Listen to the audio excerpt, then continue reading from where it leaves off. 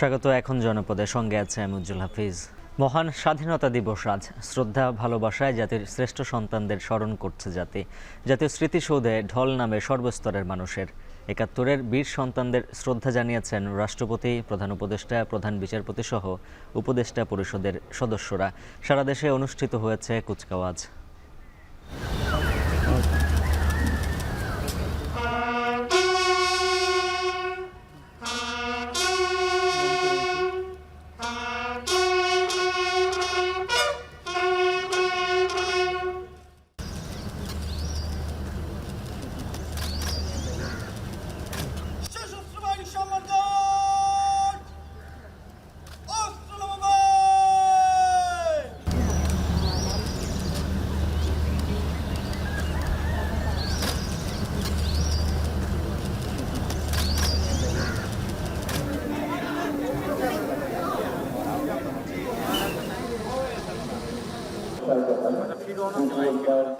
অংশগ্রহণকারী সকল শহীদদের করার জন্য এগিয়ে যাচ্ছেন।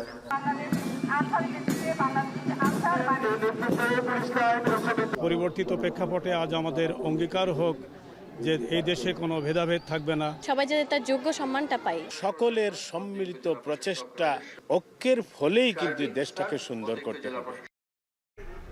স্বাধীনতা দিবস মনে করিয়ে দেয় লাখো শহীদের ত্যাগের কথা। রাজনৈতিক দলের নেতৃবৃন্দ থেকে সাধারণ মানুষ সবাই বলছেন ৭১-এর এই অর্জনকে ধরে রাখতেই হয়েছে ২৪-এর অভ্যুত্থান। স্বাধীনতা দিবস নিয়ে বিস্তারিত থাকছে এখন জনপদের আজকের আয়োজনে।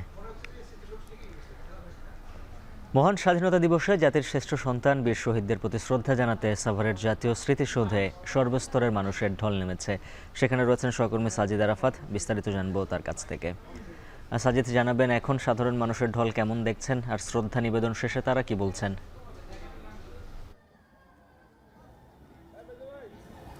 উজ্জ্বল, একটু সার্বিক পরিস্থিতি বলে নেই যে তেজোদ্দীপ্ত মনোভাব নিয়ে বাঙালিরা ১৯৭১-এ স্বাধীনতা ছিনিয়ে আনার জন্য পাকিস্তানি হানাদার বাহিনীর বিপক্ষে নেমেছিল, সশস্ত্র যুদ্ধ করেছিল। তেমনি একটা দিন মনে হচ্ছে আজ। এই মুহূর্তে বেলা বাড়ছে এবং সেই যে সূর্যের তাপ, তেজোদ্দীপ্ত যে কিরণ, সেটি এই মুহূর্তে এখানে বিরাজ করছে এবং সেই সঙ্গে এখনও কিন্তু লোকজন আছেন যারা শ্রদ্ধা জানাতে এসেছেন এই যে বীর বাঙালি যাদের হাত ধরে স্বাধীনতা এসেছে। আমরা সকাল থেকে রয়েছি এখানে। সকাল থেকে যে ভিড় চোখে পড়েছিল, আমাদের যে মানুষের স্বতঃস্ফূর্ত যে অংশগ্রহণ ছিল, সেটি সময়ের ব্যবধানে অনেকখানি কমে গিয়েছে। তবে ছোট ছোট খণ্ড খণ্ডভাবে এখনও কিছু সংগঠন আসছে ব্যানার হাতে নিয়ে, ব্যানার হাতে স্লোগান দিতে দিতে, হাতে ফুল, যেই ফুল তারা সেই স্মৃতিসৌধের বেদিতে অর্পণ করছেন, সেই ফুল দিয়ে শ্রদ্ধা জানাচ্ছেন, স্মরণ করছেন জাতির শ্রেষ্ঠ সন্তানদের, যাদের প্রাণের বিনিময়ে, যাদের ত্যাগের বিনিময়ে আজকের এই বাংলাদেশ। এবং বলে রাখা ভালো যে তাদের অনেকের সাথে আমাদের কথা হয়েছে। তারা বলছিলেন যে সেই ৭১-এর চেতনাকে ধারণ করে সেই যে বৈষম্যহীন বাংলাদেশ গড়া কিংবা সমতা, সাম্য, ন্যায্যতার ভিত্তিতে যেই আকাঙ্ক্ষা ছিল, সেই আকাঙ্ক্ষা ৫৪ বছরে কিন্তু অনেকভাবে বাধাগ্রস্ত হয়েছে। স্বৈরাচারের কবলে পড়েছে, বিভিন্ন রাজনৈতিক দলের কুক্ষিগত হয়েছিল সেই বিষয়গুলো। তবে সেটি থেকে বেরিয়ে আসার যে একটি প্রয়াস বা একটি অভ্যুত্থান, সেটি কিন্তু ২৪-এর জুলাই আগস্টে আমরা দেখেছি এবং তার পরবর্তীতে আমরা দেখছি যে সেই জুলাই অভ্যুত্থানের পরে এবার প্রথম স্বাধীনতা দিবস বা জাতীয় দিবস উদযাপন করা হচ্ছে এবং সেই জায়গা থেকে আমরা অনেকের মধ্যে স্বতঃস্ফূর্ততা দেখেছি, অনেকের মধ্যেই অনেক চ্যালেঞ্জ দেখেছি, চ্যালেঞ্জের কথা শুনেছি, আশার কথা শুনেছি, আকাঙ্ক্ষার কথা শুনেছি। তারা যেটি বলছিলেন যে ৭১-২৪ দুটো আলাদা সত্তা, ৭১-এর সত্তাকে অস্বীকার করার উপায় নেই, ২৪-এর সত্তাকেও অস্বীকার করার উপায় নেই। দুটির সম্মিলনে, দুটির যে স্পিরিট বা যে চেতনা, সেই দুটিকে সঙ্গী করে আগামী দিনে বাংলাদেশ তার সাফল্যের যে ধারাবাহিকতা, সেই ধারাবাহিকতা বজায় রাখবে বলে এখানকার যারা মানুষ এসেছেন, তরুণ কিংবা যেই বয়সী হোক না কেন সবার মধ্যেই আমরা সেই প্রয়াস বা সেই যে আকাঙ্ক্ষা, সেই যে ইচ্ছা, আশা, প্রত্যাশা, সেই প্রত্যাশার বাণী শুনতে পাচ্ছি। এবং এখন 11টা পেরিয়ে গেছে, যে তীব্র রোদ এখানে, সেই রোদ কিংবা এমনি রমজান মাস চলছে, সেই রোজা, সব কিছু মিলিয়েই, এবং একই সঙ্গে ঈদের ছুটিও শুরু হয়েছে, এই সব কিছু মিলিয়ে তারপরেও কিন্তু এই যে আজকের যে দিবস, সেই দিবসটি উদযাপন করতে মানুষের কোনো কমতি নেই।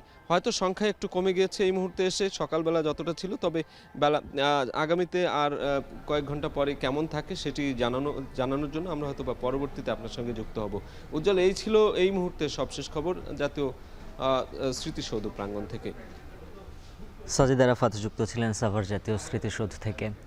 মহান স্বাধীনতা ও জাতীয় দিবস আজ। সূর্যোদয়ের পরপর এই জাতীয় স্মৃতিসৌধে ৭১-এর বীর শহীদদের প্রতি শ্রদ্ধা নিবেদন করেন রাষ্ট্রপতি মোহাম্মদ শাহাবুদ্দিন ও প্রধান উপদেষ্টা ডক্টর মোহাম্মদ ইউনূস।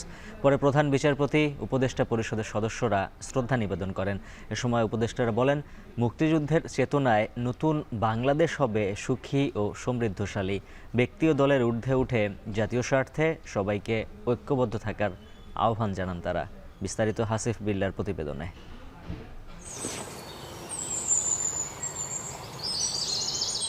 আঁধার পেরিয়ে ঝলমলে পূব দিগন্ত, এমনই এক আলোকিত প্রভাতের জন্য প্রাণ দেয় লাখো বীর মুক্তিযোদ্ধা। সেই শহীদ বীর সন্তানদের সম্মানে জাতীয় স্মৃতিসৌধে অন্তর্বর্তী সরকার প্রধান। মহান স্বাধীনতা যুদ্ধে শহীদদের প্রতি ফুল দিয়ে কিছুক্ষণ নীরবে দাঁড়িয়ে থাকেন প্রধান উপদেষ্টা অধ্যাপক ডক্টর মোহাম্মদ ইউনূস। এ সময় সশস্ত্র সালাম জানায় ৩ বাহিনীর সদস্যরা।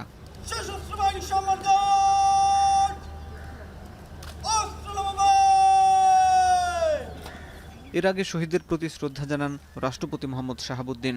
দেশের জন্য আত্ম উৎসর্গকারীদের স্মরণে বেজে ওঠে বিউগলের করুণ সুর।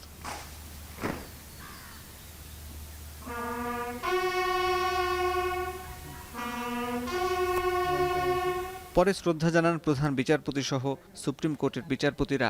বীরশ্রেষ্ঠ পরিবার, যুদ্ধাহত মুক্তিযোদ্ধারা সহযোদ্ধাদের স্মরণে পুষ্পস্তবক অর্পণ করেন। এরপর শহীদ বেদিতে ফুল দিয়ে শ্রদ্ধা জানান উপদেষ্টা পরিষদের সদস্যরা। শ্রদ্ধা জানান বাংলাদেশে দায়িত্বরত বিদেশি কূটনীতিকরা। শ্রদ্ধা নিবেদন শেষে উপদেষ্টা পরিষদের সদস্যরা বলেন, ৭১-এর অর্জিত স্বাধীনতা রক্ষায় ২৪-এর গণঅভ্যুত্থান হয়েছে। মুক্তিযুদ্ধের চেতনায় নতুন বাংলাদেশ হবে সুখী ও সমৃদ্ধশালী। ১৬ বছরে ফ্যাসিবাদ এই স্বাধীনতার যে কনসেপ্ট সেটাকে নষ্ট করে দিয়ে গেছে। ২৪ সেই স্বাধীনতাকে রক্ষা করেছে এবং ২৪-এর গণঅভ্যুত্থান আবার একটি রক্তক্ষয়ী গণঅভ্যুত্থানের মধ্য দিয়ে ৭১ অর্জিত স্বাধীনতাকে আমরা রক্ষা করার যেই কঠিন লড়াই, সেই লড়াইয়ের একটা অন্যতম ধাপ হচ্ছে ২৪। আমাদের সীমিত সময়ে আমরা অবশ্যই চেষ্টা করব যে মানুষকে এই বিচারের কিছু কিছু রায় যদি মানুষের সামনে দিতে পারি, তাদের মধ্যে যেন ওই আস্থাটা আসে যে সত্যি এই বর্বরতার একটা বিচার হবে। আমরা বাংলাদেশকে, নতুন বাংলাদেশকে আরও সুখী সমৃদ্ধশালী দেশ হিসেবে গড়ে তুলব। বিশ্ব সমাজে যেন আমাদের কদর আরও বাড়ে। এ সময় জাতীয় স্বার্থে সবাইকে ঐক্যবদ্ধ থাকার আহ্বান জানান উপদেষ্টা পরিষদের সদস্যরা। অধিকার আদায়ের জন্য বাঙালির আন্দোলন সংগ্রাম শত শত বছরের। সাম্রাজ্যবাদী ব্রিটিশ বিরোধী আন্দোলন, পশ্চিম পাকিস্তানি শাসক গোষ্ঠীর শোষণ বঞ্চনার বিরুদ্ধে বাঙালির রক্তক্ষয়ী মুক্তিযুদ্ধ এবং সবশেষ আওয়ামী লীগের একনায়ক শাসন, ভোটাধিকার হরণ, গুম খুনের বিরুদ্ধে বৈষম্য বিরোধী ছাত্র আন্দোলন, অতঃপর রক্তাক্ত জুলাই গণঅভ্যুত্থান, এই সকল আন্দোলনের সাক্ষী হয়ে ঠায় দাঁড়িয়ে রয়েছে জাতীয় স্মৃতিসৌধ। জাতীয় স্মৃতিসৌধ থেকে হাসিব বিল্লাহ এখন। এদিকে দেশের স্বাধীনতা, সার্বভৌমত্ব রক্ষায় সবাইকে ঐক্যবদ্ধ থাকার আহ্বান জানিয়েছেন বিএনপির স্থায়ী কমিটির সদস্য মির্জা আব্বাস। তিনি বলেছেন, দ্বিতীয় স্বাধীনতা বলতে কিছু নেই, ৭১-এর স্বাধীনতা ধরে রাখতে হবে। মহান স্বাধীনতা দিবসে শহীদদের স্মরণে সাভারের জাতীয় স্মৃতিসৌধে শ্রদ্ধা নিবেদন শেষে তিনি বলেন, রাজনৈতিক দলগুলোর মধ্যে অনৈক্য নেই, মতপার্থক্য রয়েছে, যার যার রাজনৈতিক আদর্শ অনুযায়ী সমালোচনা হবে, তবে স্বাধীনতা, সার্বভৌমত্ব রক্ষায় সব দল এক। এ সময় নির্বাচন প্রসঙ্গে তিনি বলেন, ডিসেম্বরের মধ্যে নির্বাচন হবে। প্রধান উপদেষ্টার এই কথায় বিশ্বাস রাখতে চায় বিএনপি।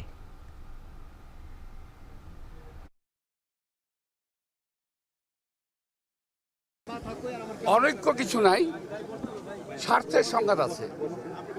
প্রত্যেকটা দলের যার যার একটা ইথিক্যাল জায়গা আছে, যার যার একটা মতাদর্শ আছে, যার যার মতাদর্শ থেকে তারা মানে একটা কথাবার্তা বলে যাচ্ছে, এটা অনৈক্য আমি বলবো না। তবে যদি অনৈক্য কেউ বলে, এটাকে আমি এমন করে বলবো যে এমন সময় যদি কখনো আসে জাতীয় বৃহত্তর ঐক্যের প্রয়োজন পড়বে, দেশের স্বাধীনতা সার্বভৌমত্বের জন্য ঐক্যের প্রয়োজন পড়বে, তখন কিন্তু আমরা সবাই এক হয়ে যাবে। সংস্কার ও বিচার ছাড়া কোনো একটা দলকে ক্ষমতায় বসানোর জন্য শুধু নির্বাচন দিলে তা মেনে নেওয়া হবে না বলে মন্তব্য করেছেন জাতীয় নাগরিক পার্টির আহ্বায়ক নাহিদ ইসলাম। মহান স্বাধীনতা দিবসে জাতীয় স্মৃতিসৌধে শ্রদ্ধা জানিয়ে নাহিদ ইসলাম ও আরও বলেন, এনসিপি চায় একটা গণতান্ত্রিক রাষ্ট্র ব্যবস্থা যেখানে ন্যায় বিচার সাম্য থাকবে।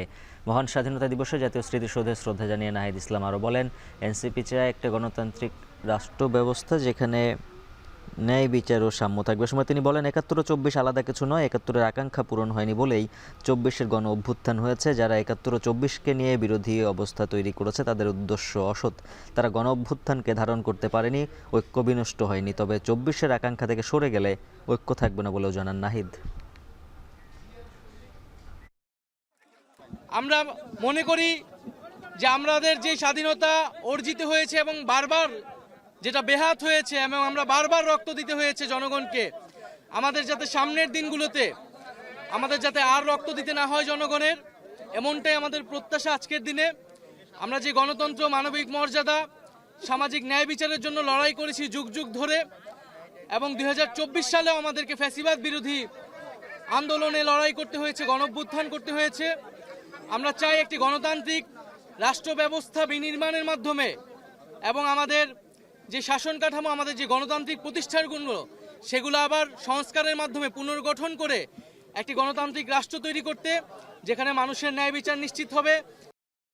জাতির শ্রেষ্ঠ সন্তানদের প্রতি শ্রদ্ধা নিবেদন সহ নানা আয়োজনে সারা দেশে উদযাপিত হচ্ছে মহান স্বাধীনতা ও জাতীয় দিবস। ভোর থেকে এই মুক্তিযুদ্ধ স্মৃতিস্তম্ভ ও শহীদ মিনারে ফুল দিয়ে বীর সন্তানদের শ্রদ্ধা জানায় সর্বস্তরের মানুষ। এ সময় তারা বিভেদ ভুলে বৈষম্যহীন বাংলাদেশ বিনির্মাণের প্রত্যয় ব্যক্ত করেন। সহকর্মীদের পাঠানো তথ্য ছবিতে থাকছে প্রতিবেদন। সূর্যোদয়ের সাথে সাথে ৩১ বার তোপধ্বনির মধ্য দিয়ে ময়মনসিংহে স্বাধীনতা দিবসের কর্মসূচি শুরু হয়। স্মৃতিসৌধে মুক্তিযুদ্ধে শহীদদের প্রতি শ্রদ্ধা জানায় বিভিন্ন সামাজিক রাজনৈতিক সংগঠনের পাশাপাশি সর্বস্তরের মানুষ। খুলনায় জাতীয় পতাকা উত্তোলনের মধ্য দিয়ে শুরু হয় মহান স্বাধীনতা দিবসের কর্মসূচি। নগরীর গল্লামারী শহীদ স্মৃতি স্তম্ভে শ্রদ্ধা নিবেদন করেন সরকারি বেসরকারি বিভিন্ন প্রতিষ্ঠানের কর্মকর্তা সহ সর্বস্তরের সাধারণ মানুষ। এ সময় বৈষম্যহীন ও দুর্নীতিমুক্ত দেশ গড়ার প্রত্যয় ব্যক্ত করেন তারা। রাজশাহী পুলিশ লাইনে তোপধ্বনির মধ্য দিয়ে দিবসটির কার্যক্রম শুরু হয়। শহীদ স্মৃতিস্তম্ভে শ্রদ্ধা জানান বিভাগীয় কমিশনার, ডিআইজি ও পুলিশ কমিশনার। পরে জাতীয় বীরদের শ্রদ্ধা জানায় বিভিন্ন সামাজিক ও রাজনৈতিক সংগঠন। বরিশালে শহীদ স্মৃতিফলকে প্রশাসনের শ্রদ্ধা নিবেদনের পরপরই সাধারণ মানুষের ঢল নামে। এছাড়াও নগরীর বৌদ্ধভূমিতে প্রশাসন ও বিভিন্ন প্রতিষ্ঠানের পক্ষ থেকেও শ্রদ্ধা জানানো হয়। এ সময় গণ অভ্যুত্থানে অর্জিত নতুন বাংলাদেশ বিনির্মাণে সবাই ঐক্যবদ্ধ থাকার অঙ্গীকার করেন। এদিকে সিলেটের রীতি অনুযায়ী সর্বপ্রথম মুক্তিযোদ্ধাদের পক্ষ থেকে ফুল দিয়ে শ্রদ্ধা জানানো হয়। তারপর বিভিন্ন সরকারি দপ্তর, সামাজিক, সাংস্কৃতিক ও রাজনৈতিক সংগঠন পুষ্পস্তবক অর্পণ করে। তোপধ্বনির মাধ্যমে কুমিল্লাতেও মহান স্বাধীনতা ও জাতীয় দিবস উদযাপনের কার্যক্রম শুরু হয়। এছাড়া বগুড়া, নোয়াখালী, ফেনী, কিশোরগঞ্জ, জামালপুর ও নেত্রকোনা সহ সারা দেশে যথাযোগ্য মর্যাদায় পালিত হচ্ছে মহান স্বাধীনতা ও বিজয় দিবস।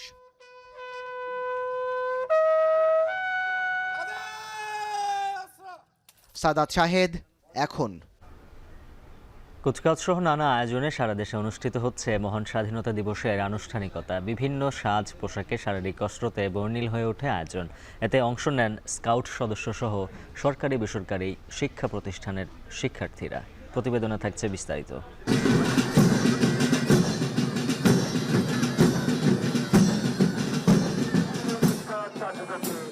ঢাক বাদ্যের তালে তালে মুখরিত চারদিক। কুচকাওয়াজ ও শারীরিক কসরতে বর্ণিল হয়ে ওঠে আয়োজন। দর্শক সারিতে অতিথিদের অভিবাদন। বিভাগীয় শহর সহ বিভিন্ন জেলার চিত্র অনেকটাই অভিন্ন। মুক্তিযুদ্ধের বীর শহীদদের শ্রদ্ধা নিবেদনের পর শুরু হয় কুচকাওয়াজ। কুমিল্লার শহীদ ধীরেন্দ্রনাথ দত্ত স্টেডিয়ামে কুচকাওয়াজে অংশ নেন আনসার ও রেড ক্রিসেন্ট সহ বিভিন্ন প্রতিষ্ঠানের শিক্ষার্থীরা। বিভিন্ন সাজ পোশাকে তৈরি হয় মনোরম দৃশ্য। আমরা দুর্নীতিমুক্ত একটি বাংলাদেশ চাই। 5ই আগস্টের পর আমরা আমাদের মত স্বাধীনভাবে প্রকাশ করতে পারি। মেধার বিকাশের যে প্রাপ্য সম্মানটা দেওয়া হয়, সবাই যাতে তার যোগ্য সম্মানটা পায়। ময়মনসিংহে কুচকাওয়াজে অংশ নেন স্কাউট সদস্য সহ সরকারি বেসরকারি বিভিন্ন শিক্ষা প্রতিষ্ঠানের শিক্ষার্থীরা। এ সময় অতিথিদের অভিবাদন জানান তারা। একই সঙ্গে বৈষম্য দূর করে সাম্যের সমাজ গড়তে সবাইকে ঐক্যবদ্ধ হওয়ার আহ্বান জানান তারা। চট্টগ্রামেও মনোজ্ঞ কুচকাওয়াজ অনুষ্ঠিত হয়। এতে পুলিশ, আনসার ও ফায়ার সার্ভিস সহ বিভিন্ন স্কুল মাদ্রাসার শিক্ষার্থীরা অংশ নেন। এই মাটি আজ বীরের তীর্থ। এছাড়া সিলেট, খুলনা, বগুড়া ও বরিশাল সহ সারা দেশে বর্ণিল কুচকাওয়াজ অনুষ্ঠিত হয়। সুরাইয়া আক্তার, এখন। ময়মনসিংহের টাউন হলের অ্যাডভোকেট তারেক স্মৃতি মিলনায়তনে স্বাধীনতা দিবস উপলক্ষে বীর মুক্তিযোদ্ধা ও শহীদ পরিবারের সদস্যদের সংবর্ধনা দেওয়া হচ্ছে। এই মুহূর্তে সেখানে আছেন সহকর্মী হারুনুর রশিদ। বিস্তারিত জানবো তার কাছ থেকে। হারুন, জানাবেন অনুষ্ঠানে কতজনকে সংবর্ধনা দেওয়া হচ্ছে আর সার্বিক আয়োজন সম্পর্কে?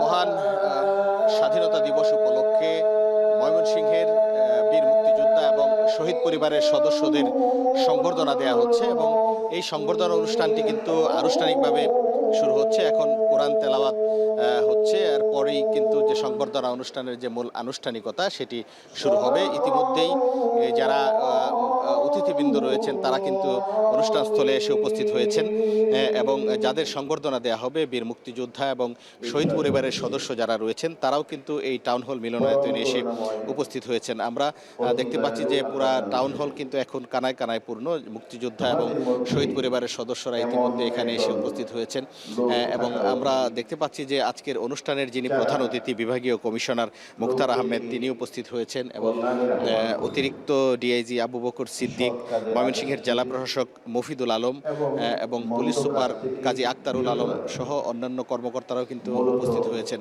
এবং আমরা যতটুকু জানতে পেরেছি যে ময়মনসিংহ জেলার যারা মুক্তিযোদ্ধা রয়েছেন, বিশেষ করে ময়মনসিংহ সদর উপজেলা এবং আশপাশের যে উপজেলাগুলো যারা মুক্তিযোদ্ধা রয়েছেন তাদেরকেই কিন্তু আজকে এই বীর মুক্তিযোদ্ধাদের এখানে সংবর্ধনা দেওয়া হবে এবং যারা শহীদ পরিবারের সদস্য রয়েছেন তাদেরকেও কিন্তু সংবর্ধনা দেওয়া হবে। ইতিমধ্যে অনুষ্ঠানের আনুষ্ঠানিকতা শুরু হয়েছে। এখানে যে বীর মুক্তিযোদ্ধা এবং শহীদ পরিবারের সদস্য যারা এসেছেন তাদেরকে কিন্তু অনুষ্ঠানের শুরুতেই ফুল দিয়ে বরণ করে নেওয়া হবে। আমরা দেখতে পাচ্ছি যে প্রশাসনের যারা কর্মকর্তা রয়েছেন তারা কিন্তু ফুল নিয়ে বিভিন্ন জায়গায় অবস্থান নিয়েছেন বীর মুক্তিযোদ্ধাদের এগুলো হাতে ফুলগুলো পৌঁছে দেওয়ার জন্য এবং এর পরেই কিন্তু যে আলোচনা সভা সেটি শুরু হবে এবং এখানে বীর মুক্তিযোদ্ধারা কথা বলবেন এবং যারা অতিথিবৃন্দ রয়েছেন তারাও কিন্তু কথা বলবেন। আমি যদি একটু জানাই, আজকে ময়মনসিংহে কিন্তু নানা আনুষ্ঠানিকতার মধ্য দিয়ে মহান স্বাধীনতা দিবসের যে অনুষ্ঠান সেটি কিন্তু চলছে।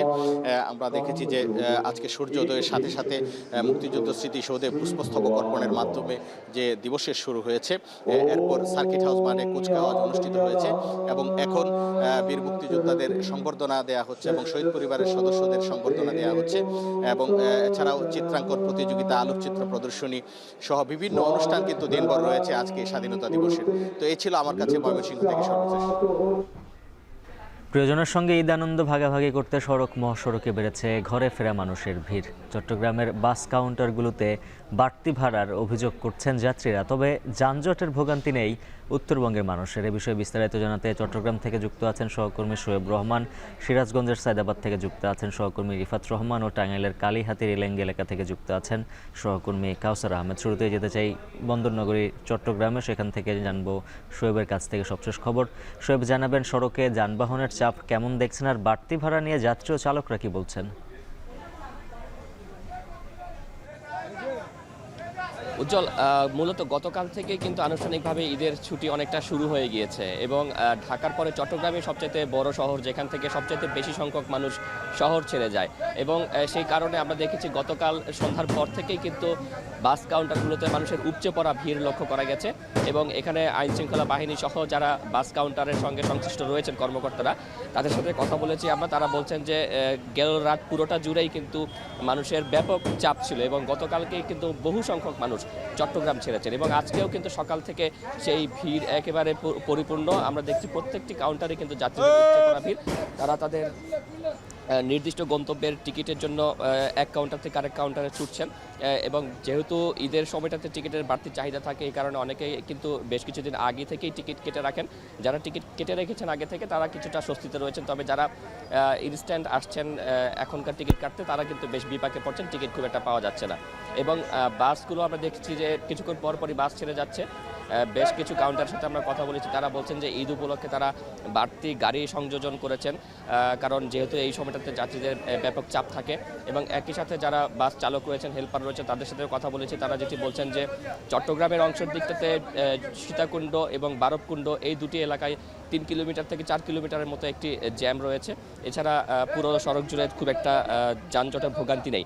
অন্যদিকে ভাড়ার যে বিষয়টি, এই যাত্রীরা বলছেন যে সচরাচর স্বাভাবিক সময় তারা যেই ভাড়ায় যাতায়াত করে থাকেন এখন কিন্তু সেই ভাড়াটি কিছুটা বাড়তি আদায় করছে বলে তারা বলছেন। অর্থাৎ স্বাভাবিক সময়ে যে ভাড়া আদায় করা হয় এখন তার চেয়ে কিছুটা বাড়তি আদায় করা হচ্ছে বলে তারা অভিযোগ করছেন। অন্যদিকে বাস কাউন্টার সংশ্লিষ্ট যারা রয়েছে তারা বলছেন যে অন্য সময়টাতে আসলে যাত্রী না থাকার কারণে তারা ভাড়া কমিয়ে রাখেন, কিন্তু এখন যেহেতু ঈদের একটি মৌসুম চলছে তাই তারা সরকার নির্ধারিত যে ভাড়া সেটি তারা আদায় করছেন এবং প্রতিটি কাউন্টারে কিন্তু ভোক্তা অধিকারের পক্ষ থেকে ভাড়ার মূল্য তালিকাটি টাঙিয়ে দেওয়ার কথা রয়েছে। আমরা দেখেছি বেশিরভাগ কাউন্টারেই সেটি রয়েছে, তবে কিছু কিছু কাউন্টারে কিন্তু সেই ভাড়ার মূল্য তালিকাটি নেই।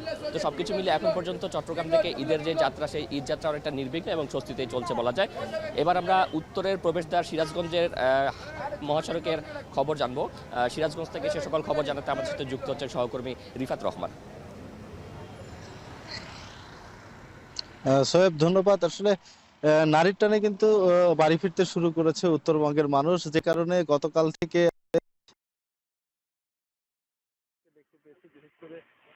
যাত্রীবাহী বাসের পাশাপাশি যারা ব্যক্তিগত গাড়িতে পাড়ি ফিরছেন সেই ব্যক্তিগত গাড়ির সংখ্যাও কিন্তু যারা ব্যক্তিগত গাড়িতে পাড়ি ফিরছেন সেই ব্যক্তিগত গাড়ির সংখ্যাও কিন্তু এই মহাসড়কে অনেকটা বৃদ্ধি পেয়েছে। তবে সেতু কর্তৃপক্ষ যেটি বলছে যে এই মহাসড়কে গত 24 ঘন্টায় কিন্তু প্রায় 29,400 কিছু বেশি যানবাহন জন্য অনেকটাই আসলে স্বাভাবিক, কারণ প্রত্যেক দিন কিন্তু এই মহাসড়ক দিয়ে উত্তর এবং দক্ষিণবঙ্গের 22 জেলার যানবাহন কিন্তু চলাচল করে এবং স্বাভাবিক সময়ে কিন্তু এই যে 25 থেকে 30 হাজার যানবাহন কিন্তু এই মহাসড়ক দিয়ে চলাচল করে। তবে ঈদ যাত্রা শুরু হলেও এখনো কিন্তু যে ঈদের যে আগে যে চাপ আমরা প্রতি বছর দেখতে পাই সেই চাপ কিন্তু এখনো পড়েনি, কারণ যে স্বাভাবিক সময় যানবাহন চলাচল করে তার থেকে 2 থেকে 3 গুণ কিন্তু যানবাহন এই মহাসড়কে ঈদের আগে এবং পরে পারাপার হয়, যে কারণে আসলে যাত্রীরা আসলে বলছেন যে যেহেতু ঈদ যাত্রা শুরু হয়েছে বৃহস্পতিবার থেকেই আসলে মূলত এই মহাসড়কে ঈদের যে যানবাহনের চাপ সে চাপ কিন্তু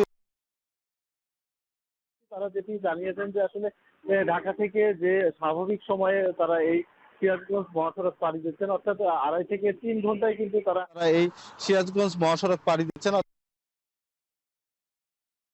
পড়তে হয়নি তাদের আসলে কোথাও কোনো যানজটে পড়তে হয়নি, কোথাও কোনো আসলে ভোগান্তিতেও কিন্তু পড়তে হয়।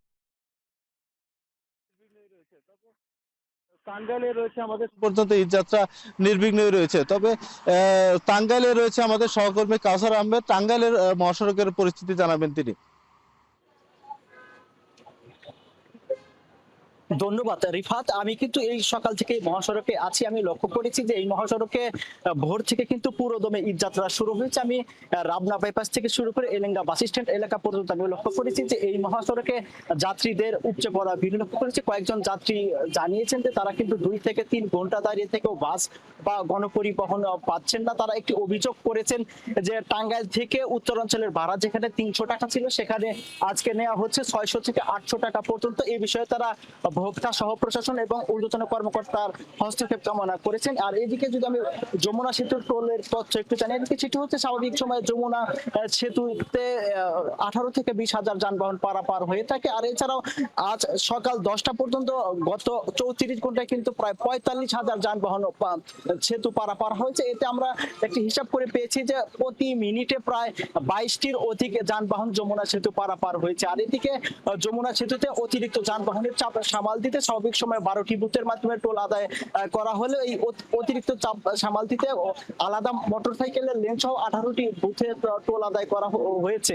আর আমরা লক্ষ্য করেছি যে এই মহাসড়কে মির্জাপুরের দেরুয়া থেকে টাঙ্গাইলের যমুনা সেতু পর্যন্ত প্রায় 750 পুলিশের দায়িত্ব পালন করছে। আর এছাড়াও এই মহাসড়কে আমি লক্ষ্য করেছি স্কাউট, রেড ক্রিসেন্ট সহ বিভিন্ন স্বেচ্ছাসেবী সংগঠনের যারা রয়েছেন তারা কিন্তু উত্তরের মানুষের ঈদযাত্রা নির্বিঘ্ন করতে তারা মহাসড়কে দায়িত্ব পালন করতে যান চলাচলে সহযোগিতা করে যাচ্ছেন। আর আমার পিছনে কিন্তু যাত্রীদের এখনো ভিড় লক্ষ্য করেছি। তো উজ্জ্বল, এই ছিল আমার কাছে ঢাকা টাঙ্গাইল যমুনা সেতু মহাসড়কের যান চলাচলের সবশেষ তথ্য। সড়ক পথ থেকে ঈদযাত্রার খোঁজ খবর জানাচ্ছিলেন সহকর্মীরা। ইঞ্জিন সংকটে প্রায় 3 মাস বন্ধ ময়মনসিংহ মোহনগঞ্জ লোকাল ট্রেনটি। ময়মনসিংহ জংশন রেলওয়ে প্ল্যাটফর্মেই অলস পড়ে আছে এটি। এতে সীমাহীন দুর্ভোগে পড়েছেন নেত্রকোনা অঞ্চলের বাসিন্দারা। ঈদের আগেই তাই লোকাল ট্রেনটি চালুর দাবি সাধারণ যাত্রীদের। আরও জানাচ্ছেন ইমতিয়াজ আহমেদ, ছবি তুলেছেন জাহাঙ্গীর আকন্দ। ময়মনসিংহ জংশন ঈদ সামনে রেখে যাত্রীচাপ এখন প্ল্যাটফর্ম জুড়ে। কোলাহল মুখর আর হাকডাকে হকারদের ছুটে চলা নিত্যদিনের। বিভিন্ন গন্তব্যে যাত্রীদের উন্মুখ চোখে অপেক্ষা, কখন আসবে ট্রেন। শতবর্ষী প্ল্যাটফর্মের আরেক পাশে শুনশান নীরবতা। ইঞ্জিন সংকটে প্রায় 3 মাস ধরে বন্ধ মোহনগঞ্জ ময়মনসিংহ লোকাল ট্রেনটি। এতে সীমাহীন দুর্ভোগে নেত্রকোনা অঞ্চলের নানা শ্রেণী পেশার মানুষ। নিম্নআয়ের মানুষের যাতায়াতের অন্যতম মাধ্যম ছিল এই ট্রেনটি। মাত্র 30 টাকায় ময়মনসিংহ থেকে মোহনগঞ্জে পৌঁছানো যেত। আর এখন ট্রেনটি বন্ধ থাকায় সড়কপথে গুনতে হচ্ছে 300 টাকার বেশি। ট্রেন যাত্রীদের দাবি ঈদের আগে যাত্রী সেবা বাড়াতে এবং নির্বিঘ্নে ঈদযাত্রা নিশ্চিত করতে লোকাল ট্রেনটি পুনরায় চালু করা হোক। আমরা যারা সাধারণ ছাত্রছাত্রী আছি তাদের জন্য খুব সহজ ছিল। হ্যাঁ, প্রিয় বাহন মোহনগঞ্জ লোকাল ট্রেন বন্ধ হতে আমরা খুবই অসুবিধার মধ্যে আছি। আমরা এটার খুব দ্রুত নিরসন চাই। ঈদ সামনে আমাদের অনেক কষ্ট হচ্ছে এখন যাতায়াত করতে। সব সময় সব ট্রেনে চালু থাকুক, এটা আমরা সব সময় চাই। যদি ঈদের আগে ট্রেন চালু না করা হয় তাহলে আমরা ময়মনসিংহ, শম্ভুগঞ্জ, গৌরীপুর, শ্যামগঞ্জ, নেত্রকোনার সকল মানুষদের নিয়ে, সচেতন সকল নাগরিকদের নিয়ে আমরা বৃহত্তর কর্মসূচিতে যাব। ময়মনসিংহ জংশন রেলওয়ে কর্তৃপক্ষ জানায়, ইঞ্জিন সংকট কেটে গেলেই যাত্রী সেবায় দ্রুত সময়ে চালু করা হবে লোকাল ট্রেনটি। পুরো র্যাকটাই ঠিক আছে, স্টাফও আছে, ইঞ্জিন স্বল্পতার কারণে এখন চলছে না। এটা পরবর্তীতে ইঞ্জিন স্বল্পতা কেটে গেলে যে কোনো সময় এই ট্রেনটি আবার চালু হবে ইনশাল্লাহ। ট্রেনটি বন্ধের প্রতিবাদ ও পুনরায় চালুর দাবিতে স্থানীয় সচেতন নাগরিক সমাজ সমাবেশ ও মানববন্ধন করেছে। দ্রুত সময়ে ট্রেন চালু না করা হলে কঠোর আন্দোলনেরও হুঁশিয়ারি দিয়েছে তারা। ইমতিয়াজ আহমেদ, এখন ময়মনসিংহ।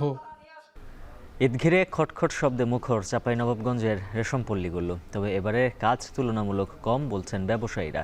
বিস্তারিত জানাতে হরিনগর তাঁতপল্লী থেকে যুক্ত আছেন সহকর্মী সোহান মাহমুদ। সোহান, জানাবেন তাঁতপল্লীগুলোতে ব্যস্ততা কেমন আর ঈদ ঘিরে কি পরিমাণ ব্যবসা বাণিজ্যের সম্ভাবনা রয়েছে?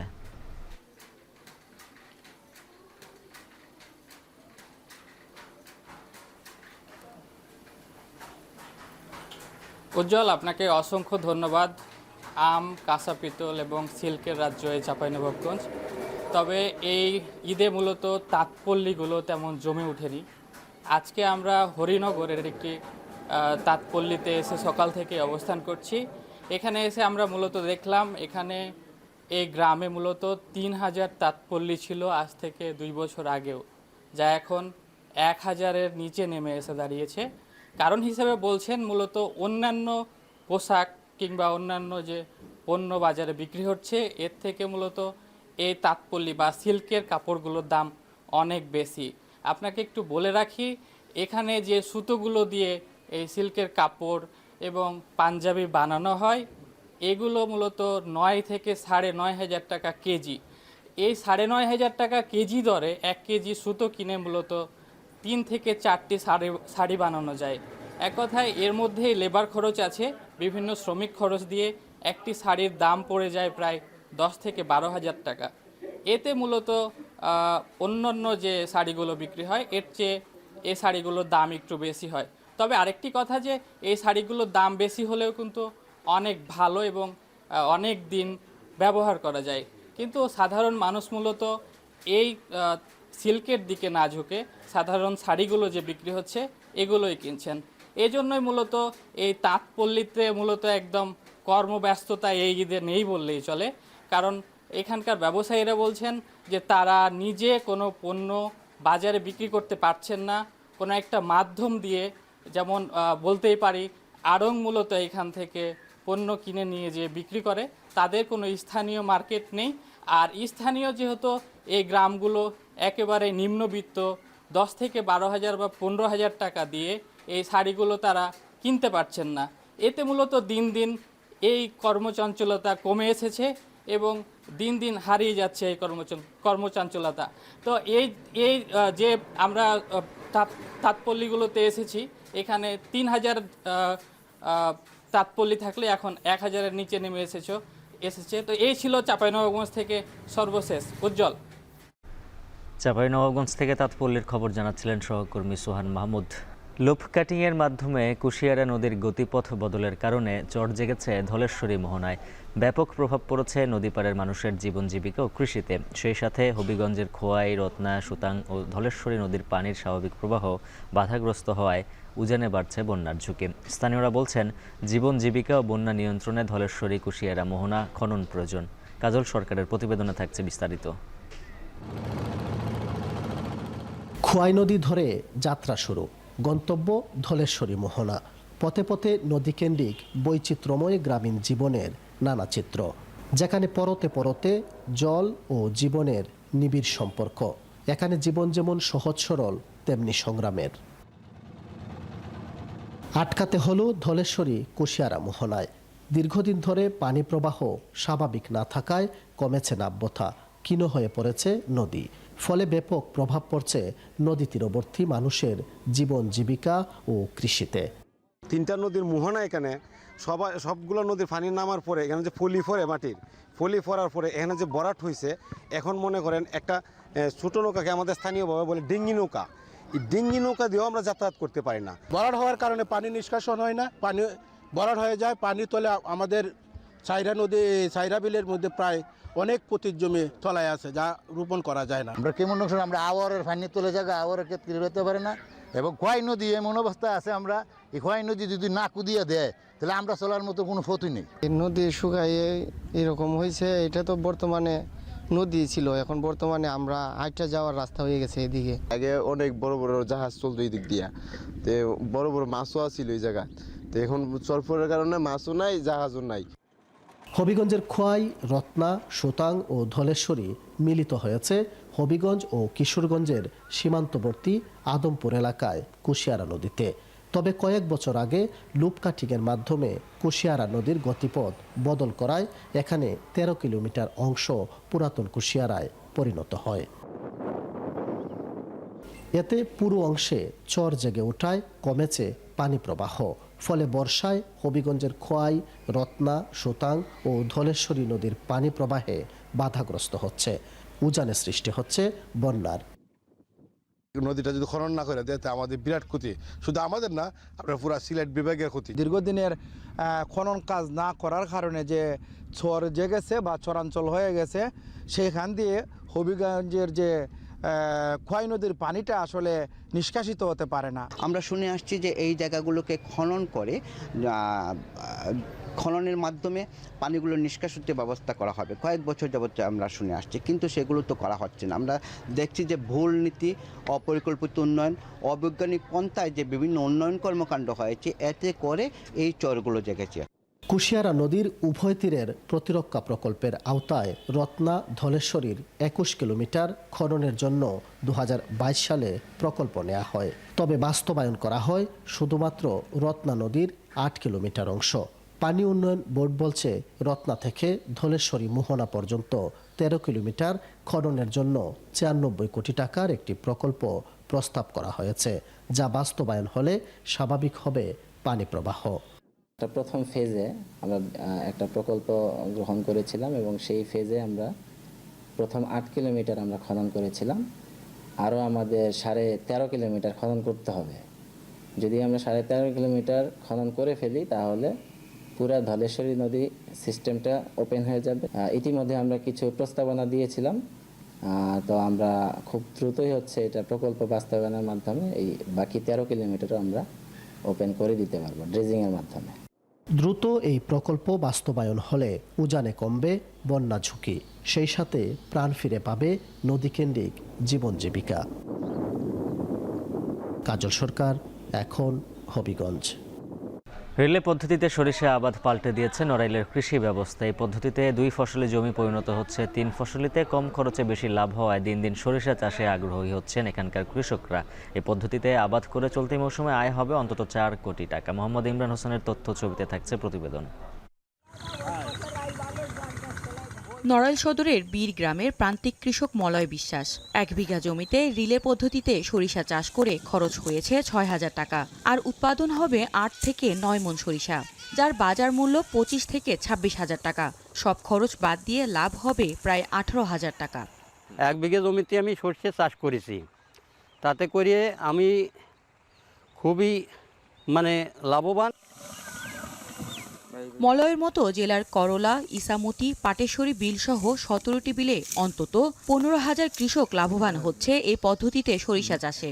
পাকা আমন ধানের ফাঁকে সরিষা বীজ ছিটিয়ে আবাদ শুরু হয়। ধান কেটে ফেলার পর কোনো চাষ বা সেচ ছাড়াই সরিষা চারা বড় হয়। 3 মাসের মধ্যে সরিষা সংগ্রহ করে সেই জমিতে আবাদ করা হয় পাট। এ পদ্ধতিতে 6,500 হেক্টরের বেশি জমি থেকে প্রায় 9,000 টন সরিষা উৎপাদনের লক্ষ্যমাত্রা ধরা হয়েছে। শুধু রিলে পদ্ধতিতে চাষ করে কৃষকের আয় হবে 4 কোটি টাকা। আগে ছিল আছে পাট আর ধান, এখন আমরা সরিষাও বুনছি। এই জায়গায় জমিতে আমরা আগে পাট থাকে, তারপরে পাট কাটিয়ে ধান রুইয়ার পরে ওই ধানের মধ্যে সরিষা ছড়াই দিই। আগে 2 ফসল হতো ওই জমিতে, এখন 3 ফসল হয়। 3 ফসল এই শস্যায় খুব উপকৃত হয়, লাভবান হয় এতে। নড়াইলে এবছর লক্ষ্যমাত্রা থেকে বেশি জমিতে সরিষা আবাদ হয়েছে। উন্নত জাতের বীজ, কম খরচ ও বিনা চাষে সরিষা আবাদে লাভবান হচ্ছেন কৃষকরা। অল্প খরচে আমন ধানের সাথে সরিষার চাষাবাদ করা হলে যে সকল জমিতে কৃষক 2টি ফসল পেত সেখানে সে সহজে 3টি ফসল পেতে পারে। এক্ষেত্রে একই সাথে জমির যে পর্যাপ্ত উপযুক্ত ব্যবহার নিশ্চিত হচ্ছে এবং 2 ফসল জমি 3 ফসল জমিতে রূপান্তরিত হচ্ছে। 2টি ধানের মাঝখানে মাত্র স্বল্প মেয়াদি 80 থেকে 85 দিনের ভেতরে একটি ভোজ্য তেলের ফসল সরিষা ঘরে তুলতে পারে। নড়াইল জেলায় এর আগে এত পরিমাণ রিলে পদ্ধতিতে কখনোই সরিষা চাষ হয়নি। এবছরই শতকরা প্রায় 40% জমিতে রিলে পদ্ধতিতে আবাদ বেশি হয়েছে। গত মৌসুমে নড়াইলে 15,500 টন সরিষা উৎপাদন হয়েছিল, যার বাজার মূল্য ছিল 15 কোটি টাকা। চলতি বছর অন্তত 12 কোটি টাকার সরিষা উৎপাদন হবে বলে আশা করছেন কৃষকরা। এখন নড়াইল। ঢাকার ধামরাই উপজেলায় প্রশাসনের চোখ ফাঁকি দিয়ে রাতের আধারেই চলছে ফসলি জমির মাটি উত্তোলন। সেই মাটি যাচ্ছে ইটভাটায়। এতে একদিকে যেমন কমছে ফসলি জমি, অন্যদিকে মাটিবাহী ভারী ট্রাকের চাপে ক্ষতিগ্রস্ত হচ্ছে সড়ক। এছাড়া স্বাস্থ্য ঝুঁকিতে স্থানীয়রা। হুমায়ুন কবিরের প্রতিবেদন। ধামরাইয়ে অন্তত 2 শতাধিক ইটভাটা রয়েছে, যার বেশিরভাগ অবৈধভাবে নির্মাণ করা হয়েছে। এসব ইটভাটার কাঁচামাল কৃষি জমির মাটি, এজন্য কৃষকদের বাধ্য করা হচ্ছে মাটি বিক্রিতে। বছরের পর বছর বেআইনিভাবে ধামরাইয়ের বিভিন্ন এলাকার মাটি কেটে ব্যবহার করা হচ্ছে ইটভাটায়, যার প্রভাবে ছোট ছোট ডোবাখালের অঞ্চলে পরিণত হচ্ছে উপজেলাটি। কমছে চাষের জমির পরিমাণ।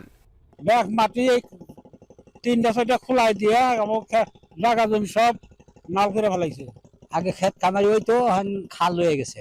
আমরা মনে করেন যে গরু পালি, আমরা চোখে এখন ঘাসের সমস্যা জায়গা। ইটভাটার মাটি পরিবহনে ব্যবহার করা ভারী ট্রাকের কারণে ক্ষতিগ্রস্ত হচ্ছে স্থানীয় সড়কগুলো। সড়কে চলাচলে চরম ভোগান্তি পোহাচ্ছেন স্থানীয়রা। ধুলায় আচ্ছন্ন থাকছে চারপাশ। এতে শ্বাসকষ্ট সহ নানা রোগের আক্রমণ দেখা দিয়েছে। আমাদের ধুলার কারণে শ্বাসকষ্ট সমস্যা, সর্দি কাশি সব সময় লাগাই থাকে। গাছগাছালি ফলন পাওয়া যাচ্ছে না, আম গাছ, কাঁঠাল গাছ এগুলো নষ্ট হয়ে যাচ্ছে ধুলাবালিতে। ধুলার কারণে আমরা থাকা হয় না, আমরা দুম ছাড়াই না, বাচ্চা না গেলে সকল সময় হাসপাতালে যান নাকি, কিছু কইলে আমাকে মারবো ধরবা। ইটভাটার এমন কার্যক্রমে পরিবেশ মারাত্মকভাবে ক্ষতিগ্রস্ত হচ্ছে বলে জানালেন বিশেষজ্ঞরা। দ্রুত এ বিষয়ে পদক্ষেপ নেয়ার আহ্বান তাদের। কালো ধোঁয়া থেকে রোগীদের শ্বাসকষ্ট হয়, শ্বাসকষ্ট থেকে নিউমোনিয়া হয়, কোনো ক্ষেত্রে ক্যান্সারের ঝুঁকিটাও থাকে। এই ইটের ভাটা থেকে নির্গত কালো ধোঁয়া অথবা এই দূষিত পদার্থসমূহ বাতাসে মিশ্রিত হয়ে আশেপাশের অঞ্চলের মানুষের স্বাস্থ্যগত ঝুঁকি যেমন তৈরি করছে, তেমন পরিবেশগত বিপর্যয় হচ্ছে। কর্তৃপক্ষের নির্দেশনা অনুযায়ী গেল কয়েক মাসে প্রায় অর্ধশত অভিযান পরিচালনা করা হয়েছে। অবৈধ ইটভাটা ধ্বংসে এ ধরনের অভিযান চলমান থাকবে বলে জানালেন স্থানীয় প্রশাসনিক কর্মকর্তা। ধামরার মাটি ইটের জন্য অত্যন্ত যথোপযুক্ত হওয়ার কারণে এটার অত্যন্ত চাহিদা বেশি, যার ফলে কৃষি জমি প্রচুর নষ্ট হচ্ছে। আমরা গত দুই মাসে প্রায় 30টির অধিক মোবাইল কোর্ট পরিচালনা করেছি, ভেকু জব্দ হয়েছে, আমরা জরিমানা করেছি আইন অনুযায়ী। কিন্তু এটি রক্ষার জন্য, কৃষি জমি রক্ষার জন্য আসলে এলাকাবাসীর সচেতনতাটাই মূল। প্রাণ প্রকৃতি রক্ষা ও পরিবেশের ভারসাম্য ফিরিয়ে আনতে ইটভাটার সংখ্যা সীমিত রাখার পরামর্শ বিশেষজ্ঞদের। এখন সাভার। আর এই ছিল এখন জনপদের আয়োজন। এখন টেলিভিশন ওয়েবসাইটে দেখুন এখন.tv, এছাড়া ফেসবুকে দেখুন facebook.com/tv.এখন, আর সরাসরি ইউটিউবে দেখতে ভিজিট করুন youtube.com/c/echontv।